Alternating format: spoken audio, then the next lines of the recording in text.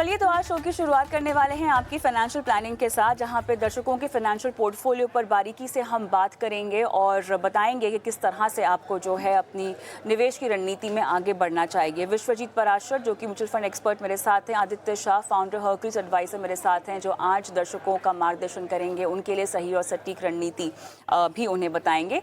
और अनूप शुक्ला मेरे पहले दर्शक फोन लाइन पर मेरे साथ जुड़ भी गए हैं। अनूप नमस्कार, हाय, कैसे हैं आप, कहां से बोल रहे हैं?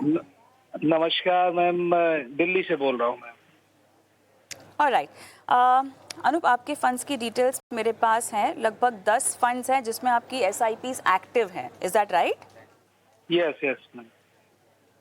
और उसके बाद आपने कुछ SIPs बंद भी की हैं। एक्सिस कैप में ABSL, ELSS, टैक्स सेवर में, और ABSL का स्मॉल कैप है जहां पे आपके SIPs फिलहाल बंद हैं। Yes ma'am. Okay, lump sum investment किया SBI इनोवेशन में, और ये इकलौता फंड है जिसमें लमसम है कि और भी किसी फंड में लमसम चल रहा है? बस मैम इसी में एक लमसम इन्वेस्टमेंट ठीक है, ठीक है। जहां पर आपने SIP बंद की है वो पैसों को निकाला नहीं है ना? नहीं, अभी निकाला नहीं है मैम। चलिए ठीक है। तो आप पूछ रहे हैं कि एक्सिस लार्ज कैप को रिप्लेस कर लेना चाहिए कोटक मल्टी कैप से, ABSL, ELSS पर आपको व्यू जानना है। ओवरऑल पोर्टफोलियो कॉम्पोजिशन कैसा है आपको ये भी जानना है। आप ओल्ड टैक्स रिजीम में ELSS का फायदा उठा रहे हैं, ले रहे हैं? नहीं मैम, मैं न्यू टैक्स रिजीम में हूँ। तब तो ELSS की आपको ज़रूरत ही नहीं है, वो किसी और फंड में लगाया जा सकता है। लेकिन फिर भी ये बताइए शुक्ला जी, 10 फंड्स को आप कैसे ट्रैक कर लेते हैं? मैम ये आपका ये जो ET नाउ का ऐप है उसी पे मैं जनरली ट्रैक करता हूँ, और ये ज्यादातर फंड मैंने लगभग आज से 4 साल 5 साल पहले ऐड किए थे, धीरे धीरे करके। तो बहुत ज़्यादा नहीं लगते आपको? आप कंफर्टेबल हैं इतने सारे फंड्स को पोर्टफोलियो में रख के? मैम इसमें से मैं कुछ कम करने की सोच रहा हूँ। जैसे मैं एक्सिस बैंक के जो लार्ज कैप वाला मेरा फंड है, ये बहुत अच्छा परफॉर्म नहीं कर रहा है, इसीलिए मैंने इसमें SIP रोक दी है।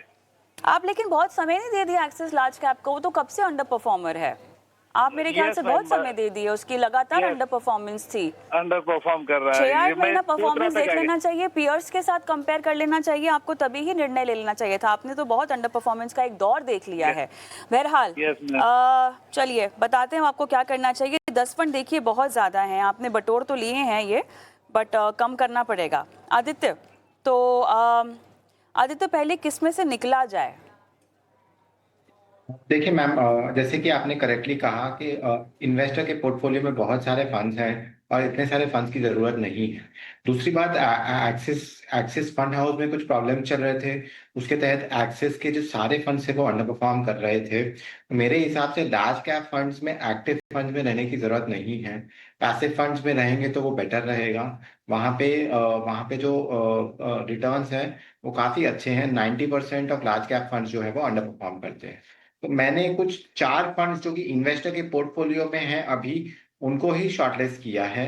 Parag Parikh flexi cap fund, DSP Nifty 50 equal weight index, Canara Robeco small cap fund, और कोटक इमर्जिंग इक्विटी फंड। ये चारों ही फंड जो है वो इन्वेस्टर के पोर्टफोलियो में अभी हैं। अभी जो भी इन्वेस्टर SIP कर रहे हैं उनको इक्वली इन फंड्स में स्प्लिट कर दे तो अच्छा रहेगा। इन्वेस्टर का लॉन्ग टर्म का नजरिया है, उस नजरिए से मैंने को दिया है। बाकी सारी SIPs को अभी थाम कर इनमें SIP स्टार्ट कर दें, और जो एग्जिस्टिंग फंड्स हैं उनको भी कंसोलिडेट करके इन फंड्स में ले आए। अभी इन्वेस्टर ने बताया कि वो न्यू रिजीम में है तो उनको टैक्स सेवर में निवेश करने की जरूरत नहीं है। एग्जिस्टिंग इन्वेस्टमेंट्स जो है टैक्स सेवर का, वो धीरे धीरे करके आप इन चारों फंड्स के अंदर डिप्लॉय कर सकते हैं। अगर सोची समझी रणनीति लेंगे, active funds as well as passive funds, जो कि अभी हमारे पास 3 एक्टिव और 1 पैसिव मैंने रखा है, अगर ऐसा करेंगे 10 से 15 साल का, इन्वेस्टर ने बताया कि उनका टाइम होराइजन 14 साल है, तो कोई दिक्कत नहीं आएगी उनको, और लंबे नजरिए में अच्छा रिटर्न मिल जाएगा। अब तो कंस्ट्रक्ट कीजिए, पोर्टफोलियो में 4 से 5 फंड रखिए, एक्टिव और पैसिव फंड का एक मिक्सचर बनाइए, और लार्ज कैप में सिर्फ और सिर्फ पैसिव फंड्स रखेंगे तो बेटर है।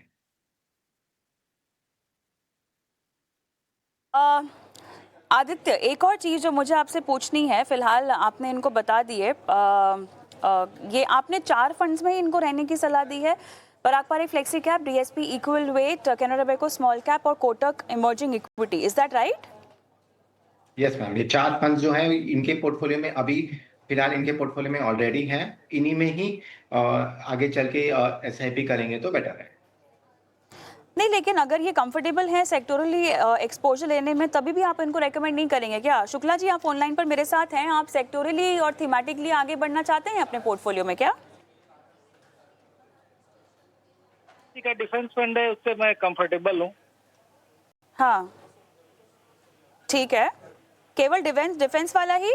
और डिफेंस और इनोवेटिव वाला भी मैं रख सकता हूँ। उसमें मैं एसआईपी शुरू करने की सोच रहा था।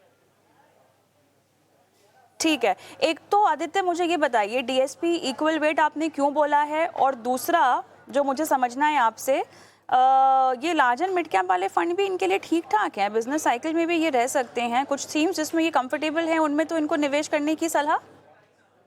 देखिए, मैं डिफेंस फंड के बारे में बता देता हूँ निवेशक को, सबसे पहले जो निवेशक ने बताया है। देखिए, डिफेंस फंड का पिछले 1 से 2 साल में रिटर्न काफी शानदार रहा है।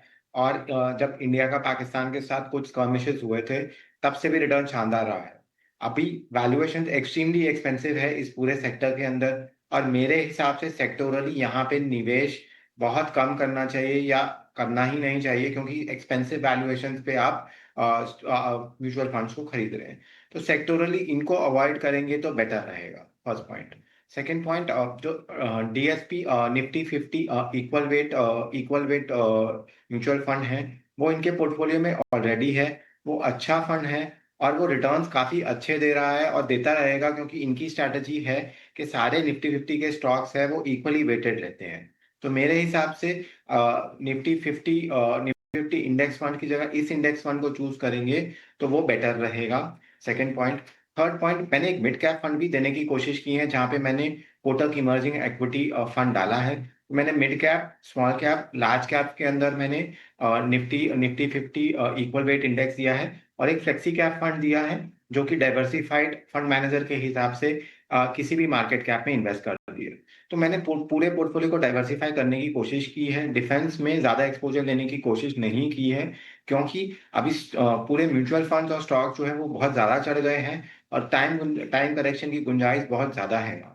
पोर्टफोलियो को पूरा डाइवर्सिफाई करने की कोशिश की है, और एक्टिव और पैसिव फंड्स दोनों ही इंक्लूड करने की कोशिश। ऑलराइट, अनूप, आपको आदित्य से और कोई सवाल पूछना है? मैम, जो मैंने टारगेट अपना लिखा है कि 14 साल में 10 सीआर का, क्या वो अचीव हो जाएगा इस स्थिति में? हाँ, ये आपने लिखा है। इसके लिए बताइए आदित्य, एसआईपी कितनी कम पड़ रही है? हाँ, तो 14 साल में जो 10 करोड़ का जो टारगेट है इन्वेस्टर का, प्रेजेंटली 72,500 के हिसाब से वो नहीं पहुंच पाएंगे इस टारगेट के ऊपर। अगर उनको इस टारगेट के ऊपर पहुंचना है तो मिनिमम उनको 1 से 1.25 लाख की एसआईपी करनी होगी। छोटे नजरिए में इतना ज्यादा निवेश अगर इन्वेस्टर ना कर पाए, तो धीरे धीरे करके इन्वेस्टर जो है वो अपनी एसआईपी को बढ़ा सकते हैं। बट अभी इन्वेस्टर का 72,500 पे अगर रिटर्न एक्सपेक्टेशन 15 से 16% गिनेंगे, तभी ही वो इस मुकाम पर पहुंच पाएंगे। और 15 से 16% रिटर्न म्यूचुअल फंड से निकालना थोड़ा मुश्किल बात है। तो मेरा इन्वेस्टर को सुझाव रहेगा कि थोड़ा अपना एसआईपी धीरे धीरे करके बनाए। 1 से 1.25 लाख की तरफ अपनी एसआईपी को ले जाएंगे तो अच्छा रहेगा। All the best Anoop. मेरे साथ अगले दर्शक भी जुड़ गए हैं, उपेंद्र सिंह। नमस्कार उपेंद्र, कैसे हैं आप? नमस्कार मैम, ठीक है हम। आप कैसे हैं मैम? मैं बिल्कुल ठीक हूँ, thank you so much. 9.5 lakh आपने पोर्टफोलियो में इकट्ठा कर लिए हैं सर, इस पोर्टफोलियो इन फंड्स की बदौलत, मुबारकबाद। पराग पारेख का फ्लेक्सी कैप है, एक्सिस का small cap, Kotak multi cap, large and mid cap, 360 focus fund. Sir funds तो सारे अच्छे हैं, प्रॉब्लम क्या है? मैम, मैं ये पूछना चाहता कि इसमें जो 360 फोकस्ड फंड है, क्या इसका थोड़ा परफॉर्मेंस पिछले 1-2 साल से उतना अच्छा नहीं रहा है, तो क्या इसको कंटिन्यू करें या इसकी जगह पे कोई मिड कैप फंड या फैक्टर फंड ले? क्यों लिया आपने ये फंड वैसे? उस समय मैम लार्ज कैप का एक्सपोजर के लिए लिया था, बट पराग पर फ्लेक्सी कैप में मैक्सिमम 85% लार्ज कैप है, इस वजह से सोच रहे थे इसको चेंज करने के लिए। हाँ, नहीं, आपका ख्याल भी सही है, 5 साल से आप इन्वेस्टमेंट भी कर रहे हैं। ओके, सॉवरेन गोल्ड बॉन्ड में तो खैर आपका है अभी 20 इयर्स में 10 CR का आपका ये टारगेट है, 10% स्टेप अप भी करेंगे आप। ऑल राइट, तो ये जो 10 CR का टारगेट है केवल म्यूचुअल फंड के पोर्टफोलियो से ही है कि मैं सब कुछ मिलाकर सोचूं, PPF भी मिलाऊं, SGB भी मिलाऊं, NPS भी, ये सब मिला के टोटल 10 CR चाहिए? मैम वो जो और NPS का है इससे हमको करना। नहीं, मैं समझ नहीं पाई। म्यूचुअल फंड NPS से 10 CR होना चाहिए, ये कह रहे हैं? जी जी जी मैम, क्योंकि इसी से मतलब ये इन्वेस्टमेंट होता है। जी ओके, चलिए ठीक है। विश्वजीत जी, आपके पास है इनका सवाल मेरे ख्याल से। फंड्स तो सभी अच्छे हैं, लेकिन 10 CR का जो टारगेट है विश्वजीत जी, वो केवल NPS से और म्यूचुअल फंड से ही ये अचीव करना चाहते हैं। क्या ये हो पाएगा? जी बिल्कुल हो पाएगा। कविता जी नमस्कार। उपेंद्र जी, जी। आपने काफी अच्छे फंड्स को कलेक्ट कर रखा है। तो सबसे पहले तो मैं ये आपको बताऊंगा कि आपने बहुत अच्छे टॉप क्वार्टाइल फंड्स ले रखे हैं और सारे ही डिफरेंट कैटेगरीज के हैं, तो ये बहुत अच्छी बात है। पराग पारिक फ्लेक्सी कैप एक अच्छा फंड है, और इसके अलावा जो भी फंड्स हैं उसमें अगर बदलाव करना चाहते हैं, जो आप फोकस्ड फंड का पूछ रहे थे, फोकस्ड फंड्स वो फंड्स होते हैं जहाँ पे फंड मैनेजर का हाई कन्विक्शन होता है और वो बहुत कम स्टॉक्स में निवेश किया जाता है, तो थोड़ा कंसंट्रेशन स्ट्रैटेजी रहती है। तो मेरा आपको सुझाव रहेगा कि इसकी जगह आप लार्ज कैप फंड में चले जाएं। तो मैं आपको सजेस्ट करूंगा निप्पॉन इंडिया के लार्ज कैप फंड में चले जाएं, ताकि आपको एक फ्लेक्सिबिलिटी मिल जाए। और आपके पास फ्लेक्सी कैप फंड है, लेकिन एक लार्ज कैप फंड होगा तो और अच्छा रहेगा, क्योंकि ऐसा देखा गया है कि वैल्यूएशन के पॉइंट ऑफ व्यू से लार्ज कैप फंड काफी अच्छे हैं। बाकी फंड्स अगर आप चाहें तो कोटक मल्टी कैप से कोटक इमर्जिंग इक्विटी में जा सकते हैं, क्योंकि एक लार्ज कैप, एक मिड कैप, एक स्मॉल कैप फंड होगा, तो तीनों ही मार्केट कैप्स में आपका डाइवर्सिफिकेशन अच्छा हो जाएगा। और कोटक मल्टी कैप भी अच्छा फंड है, थोड़ा सा परफॉर्मेंस अभी थोड़ी सी समय से गिरी है। लेकिन अगर आप गणित की बात करें तो 28,000 का अगर आप जो SIP कर रहे हैं, 12% का अगर हम CAGR लेके चलते हैं और 10% का स्टेपअप जैसा आपने कहा कि आप कर सकते हैं, तो इसके हिसाब से तो 5.5 करोड़ रुपए बनते हैं म्यूचुअल फंड से। अब PPF से भी करीब करीब अगर मैं लेके चलूं तो 1 करोड़ रुपया बन जाता है, अगर आप 20 साल तक 1 लाख रुपए और जमा करते रहेंगे। और 9.5 लाख रुपए जो आपने अभी लमसम के आपके पास है, उससे भी करीब करीब 91 लाख रुपीस बनते हैं, तो ये करीब करीब मिला के 7.5 करोड़ के तक जाते हैं। NPS को भी जोड़ें तो 1 करोड़ 1.5 करोड़ तक और पहुंच जाएंगे। तो थोड़ी सी SIP आप बढ़ाएं उपेंद्र जी, 28,000 से 35,000 तक अगर अपनी SIP ले जाएं तो आपका गोल आराम से अचीव हो जाएगा। और केवल 40,000 की SIP प्लस 10% स्टेपअप करें तो म्यूचुअल फंड से ही आपका 10 करोड़ का गोल आराम से अचीव हो जाएगा। तो थोड़ा सा SIP आपको बढ़ानी है। आपकी डाइवर्सिफिकेशन बहुत अच्छी है, डेट में भी है, PPF में भी है, NPS में भी है, जो कि एक रिटायरमेंट के लिए बहुत अच्छा प्रोडक्ट है। हालांकि 60 साल तक आप वहां से पैसा निकाल नहीं पाएंगे क्योंकि लिक्विडिटी नहीं है। तो 60 साल के बाद आपको टैक्स फ्री पैसा मिलेगा 60%, बाकी 40% आपको एन्युटी में पेंशन के रूप में मिलेगा। तो बहुत अच्छा पोर्टफोलियो है। कोटक मल्टी कैप से कोटक इमर्जिंग में चले जाएं मिड कैप में, और 360 डिग्री फोकस से Nippon India large cap fund में जाएं। पोर्टफोलियो में स्टेबिलिटी भी रहेगी और डाइवर्सिफिकेशन भी रहेगा। तो ये थोड़े थोड़े से बदलाव आप करें तो मेरे हिसाब से अच्छी रणनीति रहेगी। उपेंद्र जी, आप ऑनलाइन पर मेरे साथ हैं, कुछ और पूछना चाहते हैं विश्वजीत जी को? Thank you ma'am. All the best. चलिए आगे बढ़ते हैं। संदीप पाटिल मेरे साथ क्या फोन लाइन पर हैं? पाटिल जी, आपको आवाज आ रही है? संदीप पाटिल, आप फोन लाइन पर हैं मेरे साथ? चलिए, मेरे ख्याल से शायद इनको आवाज नहीं आ रही है। MP सिंह साहब हैं शायद फोन लाइन पर अब। हेलो सिंह साहब, आपको आवाज आ रही है मेरी? हाँ जी मैम, नमस्ते। नमस्ते सर, कहाँ से बोल रहे हैं, कैसे हैं? मैं वाराणसी से बोल रहा हूँ, उत्तर प्रदेश से मैम। बस बढ़िया है सब। Okay, very nice. हाँ जी। सर, आपने अपना फंड्स का पोर्टफोलियो हमें दिया हुआ है। ABSL pure value, DSP large cap, HDFC BAF, HDFC flexi cap भी है, मल्टी एसेट भी है, LIC का भी मल्टी एसेट है, Motilal Oswal large and mid cap है, SBI इक्विटी सेविंग्स है, SBI का PSU भी है, UTI कंजर्वेटिव हाइब्रिड भी है। इनमें आप SIP कर रहे हैं। हाँ जी। सर, कब से कर रहे हैं आप ये? मैम अभी जस्ट मैंने स्टार्ट किया हुआ, 2-3 महीने हो गए, 3 महीने सॉरी। सर, आपने 70 की एज में शुरू किया म्यूचुअल फंड्स में निवेश करना, वो भी पूरा अधिकतर इक्विटी ओरिएंटेड है, कुछ आपके पास है हाइब्रिड आपने रखा हुआ है, एक कंजर्वेटिव? मैम इसमें कंडीशनर ऐसा है। मैं महेंद्र प्रताप सिंह बोल रहा हूँ। मेरा एज 45 है मैम। ये जो मैंने पोर्टफोलियो आपको सेंड किया हुआ है, ये मेरे पिताजी का है और ऑलरेडी मैंने उनका, अभी चूंकि वो पेंशनर हैं, अभी उनका मैंने हाँ। जस्ट स्टार्ट किया है, तो ये चूज मैंने किया है अपने सेल्फ से।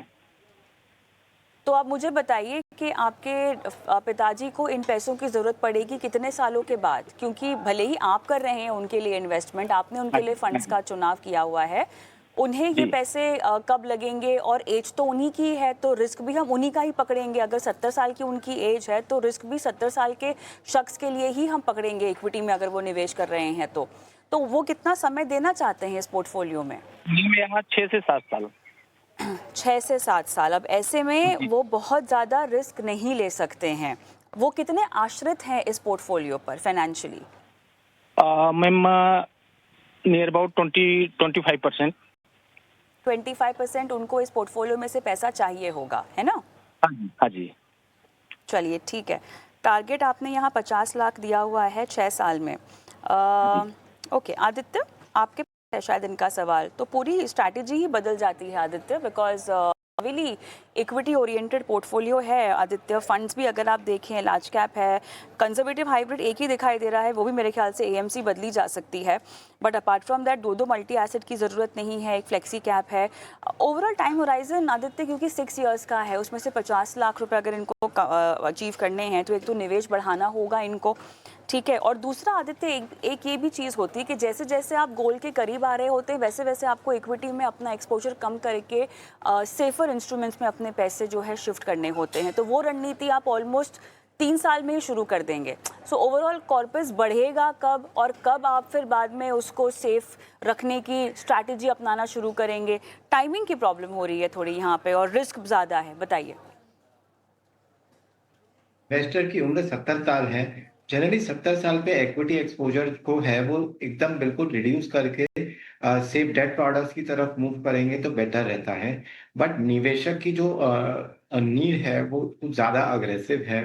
तो इक्विटी एक्सपोजर अगर निवेशक की नीड 5 साल के अंदर 6 साल के अंदर 50 लाख रुपए है और वो मोटा मोटी अगर 20,000 रुपए की एसआईपी आज कर रहे हैं, तो अगर वो 12 से 15% का भी रिटर्न ले लेंगे तो भी वो अपने गोल की तरफ रीच नहीं कर पाएंगे। तो इन्वेस्टर का गोल काफी स्टीप है और इन्वेस्टर को एसआईपी बढ़ानी होगी मिनिमम 40 से 50,000। अब दूसरा प्रॉब्लम यहाँ पे ये है कि निवेशक की उम्र जो है वो 70 साल है। तो हमें इक्विटी एक्सपोजर अगर लेना भी है तो लार्ज कैपिश फंड्स या फ्लेक्सी कैप फंड्स जहाँ पे फंड मैनेजर जो है वो लार्ज कैप की तरफ टिल्टेड है। तो मैंने यहाँ पे बनाने की कोशिश की है पोर्टफोलियो को, बट उस पोर्टफोलियो में भी अभी थोड़ा सा चेंज कर रहा हूँ निवेशक की बात सुन के। HDFC फ्लेक्सी कैप फंड, यहाँ पे फंड मैनेजर का जो बायस है वो लार्ज कैप की तरफ है। UTI Nifty 50 index fund, Nifty next 50 में ना जाके निफ्टी 50 में जाइए, क्योंकि निवेशक की उम्र जो है वो काफी ज्यादा है और हमें लार्ज कैपिश फंड्स या लार्ज कैपिश इंडेक्स फंड में ही रहना है। पॉइंट नंबर 3, आप एक बैलेंस्ड फंड में जा सकते हैं जहां पे इक्विटी एक्सपोजर 25 से 75% है और डेट एक्सपोजर जो है वो भी 25 से 75% है। अगर आप HDFC के ही बैलेंस्ड फंड में जाएंगे वो तीसरा फंड रहेगा। और पॉइंट नंबर 4 है HDFC का मल्टी एसेट एलोकेशन फंड दिया है, इसको आप रिप्लेस कर सकते हैं और ICICI का मल्टी एसेट एलोकेशन फंड ले सकते हैं। तो 3 से 4 फंड आप लेंगे तो वो बेटर रहेगा। आप 3 से 4 साल के निवेश के बाद आप अपने रिटर्न को असेस कीजिए और धीरे धीरे करके बाहर निकले। अगर मैं 9 से 10% का रिटर्न अज्यूम करता हूँ अगले 3 से 4 साल में, और अगर निवेशक 20,000 रुपए की इन्वेस्टमेंट करते हैं, तो मेरे हिसाब से इन्वेस्टर नियरली अबाउट 10 से 12 लाख तक ही पहुंच पाएंगे। इन्वेस्टर 50 लाख तो पहुंच ही नहीं पाएंगे। तो आपको अपनी एसआईपी को बढ़ाना है। आपको लार्ज कैपिश फंड, बिकॉज आपकी उम्र ज्यादा है, लार्ज कैपिश फंड्स में ही रहना है। और आपको चौथे से या 5वें साल में धीरे धीरे करके इक्विटी एक्सपोजर बिल्कुल ही खत्म कर देना है और धीरे करके डेट प्रोडक्ट्स की तरफ मूव करना है। अब कंस्ट्रेंट्स इस तरीके से हैं कि हम ज्यादा एग्रेसिव इक्विटीज नहीं हो सकते हैं, तो आपको अपने गोल्स को भी नीचे लाना होगा या फिर आपको अपनी एसआईपी को बढ़ाना होगा।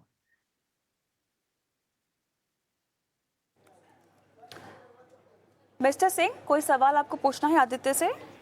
मैम मुझको मैंने वहाँ पे एक जानकारी नहीं डाल पाया मैं जल्दी में।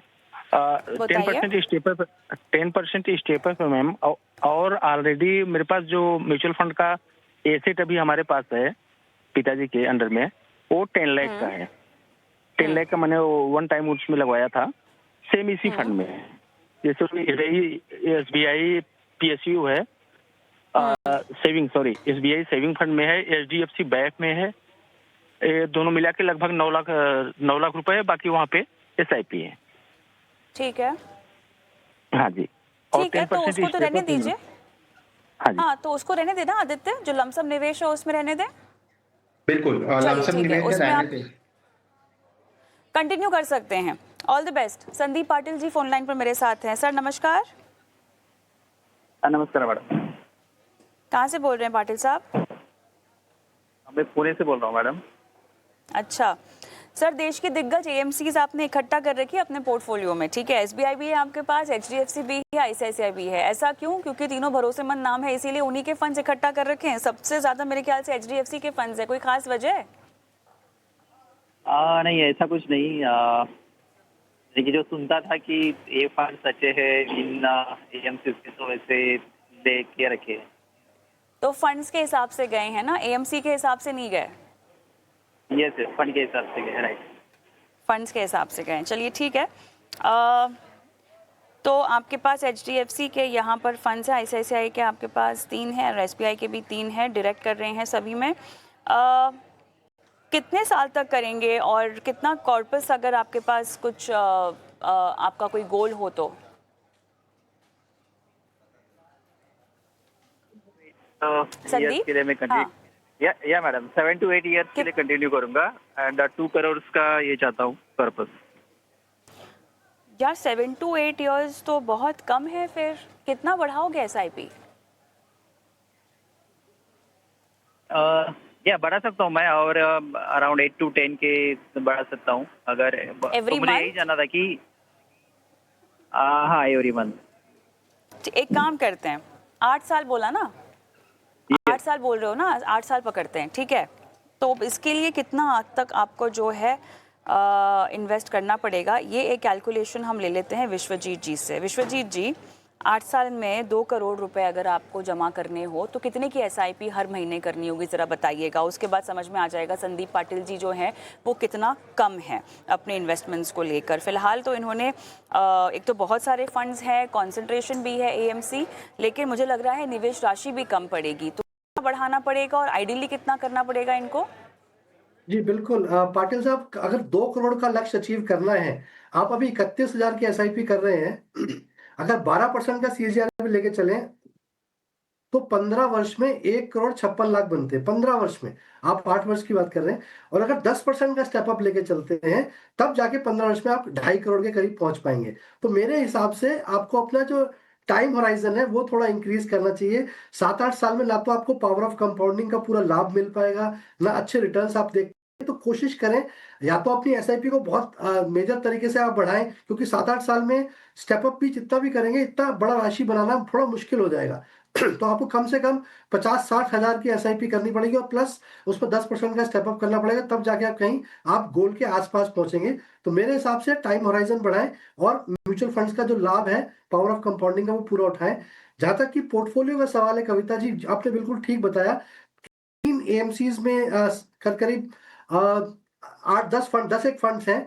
4 फंड्स HDFC में है, 3 ICICI में और 3 SBI में है, और कहीं तो थीमेटिक फंड है, कहीं बहुत ही कंजर्वेटिव हाइब्रिड फंड्स हैं। मैं बिल्कुल अभी थोड़ी देर पहले आदित्य भी जैसे एक पोर्टफोलियो बता रहे थे, ज्यादा पोर्टफोलियो की जरूरत नहीं है, 5-6 फंड्स काफी पर्याप्त होते हैं एक पोर्टफोलियो में। और आपको ऑब्जेक्टिव क्लियर होना चाहिए कि आप हाई रिस्क लेना चाहते हैं तो आप थीमेटिक फंड में जा रहे हैं जिनकी आवश्यकता नहीं होती है। मेरे हिसाब से जैसे आदित्य ने भी पोर्टफोलियो बनाया था, large cap, mid cap, small cap, अगर आप इसी के अराउंड अपना पोर्टफोलियो बनाएं, अगर आप एग्रेसिव निवेशक भी हैं तो काफी अच्छा डाइवर्सिफिकेशन भी मिलता है और रिटर्न्स का भी पोटेंशियल रहता है। तो मेरे हिसाब से पाटिल साहब, 3 हाइब्रिड फंड हैं, एक हाइब्रिड फंड पर्याप्त है, SBI इक्विटी हाइब्रिड फंड। जो HDFC इक्विटी हाइब्रिड फंड है इसकी SIP आप SBI इक्विटी हाइब्रिड में ऐड ऑन कर दीजिए, और इसके अलावा जो आईसीआईसीआई के 2 फंड्स हैं, ICICI equity and debt fund और आईसीआईसीआई प्रूडेंशियल का ब्लू चिप फंड। तो मेरे हिसाब से हाइब्रिड फंड तो हमने ले ही लिया है, इसमें ओवरलैप भी है।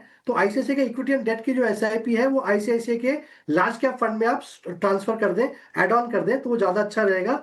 और यहाँ पे एचडीएफसी मल्टी कैप और एचडीएफसी फ्लेक्सी कैप, इन दोनों फंड्स में भी काफी ओवरलैप है, तो इसमें भी आप कम कर दें। एचडीएफसी फ्लेक्सी कैप फंड में एचडीएफसी मल्टी कैप फंड की एसआईपी को ऐड ऑन कर दें। और एक स्मॉल कैप फंड की कमी है, क्योंकि आपके पास एसबीआई मैग्नम का मिड कैप फंड है, तो एक स्मॉल कैप फंड बंधन स्मॉल कैप या निप्पॉन इंडिया का स्मॉल कैप फंड ले लें, तो एक डिफरेंट एएमसी भी हो जाएगी, तो डिफरेंट एएमसी वाइज भी काफी अच्छा डाइवर्सिफिकेशन हो जाएगा। तो ये फंड्स को थोड़ा कम करें पाटिल साहब, रिटर्न्स उतनी ही आएगी, ज्यादा फंड लेने से कोई बहुत ज्यादा लाभ नहीं होगा, ओवरलैप होगा, डाइवर्सिफिकेशन ओवर डाइवर्सिफिकेशन हो जाएगा और मैनेज करना भी मुश्किल हो जाएगा। और कोशिश करें अपनी एसआईपी को बढ़ाएं और टाइम होराइजन को अगर इंक्रीज कर सकते हैं तो आप अपने गोल के बहुत आराम से नजदीक पहुंच पाएंगे। और राइट संदीप, उम्मीद करते हैं कि आपको सलाह समझ में आ गई हो। और इसी के साथ मेरा आज का सवाल जवाब का जो सिलसिला है, सेशन है, आज यहीं समाप्त करते हैं। आदित्य आपका, विश्वजीत जी आपका बहुत बहुत धन्यवाद, समय निकाला, दर्शकों का मार्गदर्शन किया, बताया कि फाइनेंशियल प्लानिंग को लेकर सही राह कैसे चुननी चाहिए, सही कदम क्या होना चाहिए। बहुत बहुत धन्यवाद आप दोनों का। बताएं दर्शकों को कि आप भी अपने सवाल हम तक पहुंचा सकते हैं।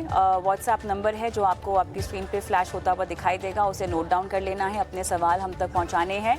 और 9619873567 ये नंबर है जहां पर अपने सवाल आप छोड़ सकते हैं। यूट्यूब पर देख रहे हैं खास तौर से, तो अपने सवाल यूट्यूब के कमेंट बॉक्स में भी छोड़ सकते हैं। लेकिन